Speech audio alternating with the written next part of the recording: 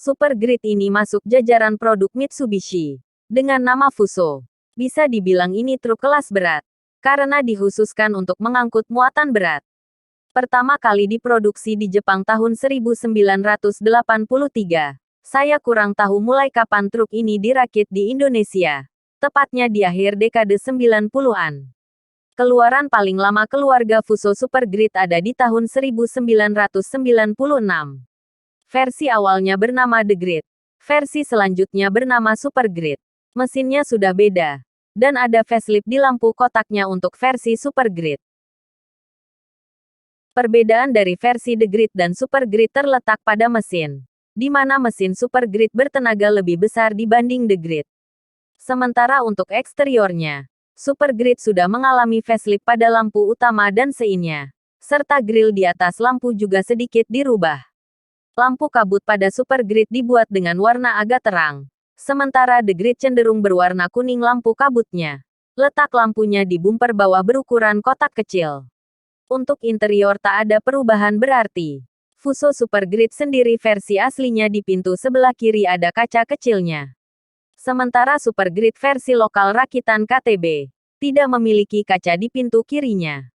Itu cara paling mudah membedakan versi lokal dan versi Jepang. Selain ada versi bak kayu, truk ini juga hadir dalam wujud dump truck dan truk box. Selain itu Super Grid versi KTB biasanya tidak dilengkapi emblem nama Super Grid, di mana versi Jepang ada emblem nama truk di atas lampu utama. Super Grid versi lokal. Tahun 2010/2011. Untuk masalah mesinnya sama. Yaitu tenaganya mencapai 300 PS. Perbedaan cuma ada di bagian eksteriornya saja.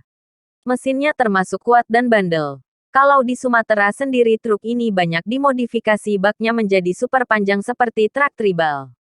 Di Sumatera nama Fuso ini setelah dimodifikasi. Biasa disebut dengan nama Fuso Tribal. Untuk interior truk ini sudah lumayan nyaman. Tapi hanya muat untuk 2 orang saja. Tapi ruang di belakang sopir untuk istirahat. Sudah lumayan luas. Jadi lebih enak kalau dijadikan tempat istirahat. Karena di bagian tengah dekat tuas persneling, ada kotak besar. Kemungkinan ini tutup mesin dari si Grid. Dapur pacu Fuso Super Grid rata-rata mempunyai tenaga maksimal mencapai 300 PS, baik yang di Jepang maupun Indonesia. Kalau di Indonesia kebagian mesin dengan tenaga 300 PS. Kalau di Jepang sendiri banyak pilihan mesinnya. Dari tenaga 300 PS sampai 430 PS. Sepertinya Super Grid di thread ini ditanami mesin 6D40. Mengingat tenaganya mencapai 300 PS lebih. Tapi saya belum tahu pasti apakah ini tipe mesin yang ditanam pada si Tribal. Tapi menurut sumber KTB, truk Super Grid yang beredar di Indonesia tenaganya rata-rata di atas 300 PS. Spesifikasi mesin The Grid versi pertama sebagai berikut. Tipe mesin 6D24. Tenaga maksimum yang dihasilkan mencapai 300 PS pada 2200 rpm. Dan torsinya 1177 Nm di 1400 rpm. Mengusung 6 silinder segaris. Dan memiliki kapasitas mesin mencapai 11.945 cm3. Untuk versi truk tribal di thread ini sepertinya memakai tipe yang Super Grid. Dilihat dari lampu dan grillnya. Spesifikasi mesinnya sebagai berikut. Mengusung mesin tipe 6D40 tenaga maksimum mencapai 360 PS pada 2200 revolusi per menit. Torsinya 1470 Nm di 1200 revolusi per menit isi. 6 silinder segaris. Dengan kapasitas mesin mencapai 12.023 cm3. Keluarga The Grid yang dipasarkan di Indonesia memiliki konfigurasi penggerak roda 6x4 dan di mana tenaga dari truk disalurkan ke 2 gardan di belakang yang berfungsi sebagai penopang. Ada juga versi 6x2, di mana tenaga hanya disalurkan lada gardan tengah saja. Truk 6x4 inilah yang kemudian dikenal sebagai truk tronton di Indonesia. Beban yang bisa dibawa Fuso Super Grid mencapai 20 ton. Kalau versi tribal 20 ton lebih. Kurang tahu pasti lebihnya berapa. Perbedaan mencolok dari Super Grid versi Jepang dengan versi rakitan KTB Indonesia, di mana Mitsubishi Jepang menghadirkan versi 2 sumbu roda di depan. di mana di belakang nanti hanya ada satu sumbu roda saja. Dua sumbu di depan ini bisa digunakan untuk berbelok juga. Jadi di depan nanti rodanya ada 4. Truk Fuso dengan dua sumbu roda depan ini tidak dipasarkan di Indonesia oleh Mitsubishi. Keluarga The Grid yang dipasarkan di Indonesia memiliki konfigurasi penggerak roda 6x4 dan di mana tenaga dari truk disalurkan ke overhang.